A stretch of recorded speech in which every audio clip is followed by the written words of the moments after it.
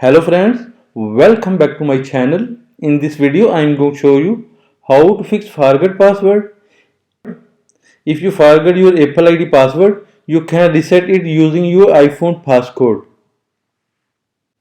Firstly, open your setting app. Tap on Apple ID username at top of the page. Scroll down to find sign out and tap it.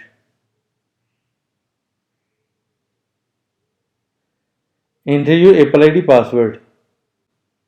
Then turn off from top right corner.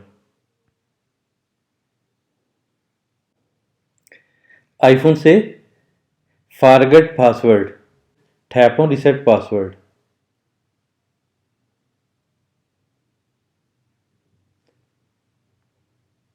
Enter your iPhone passcode. New Apple ID password. Enter your password and verify password. Make sure both passwords should be same. Then tap on next from top right corner. Your password has been changed. Tap on done.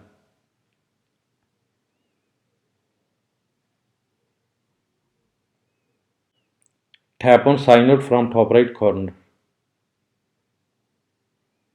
Tap on sign out in pop-up window. Guys, if this video helpful for you, please like, share and subscribe.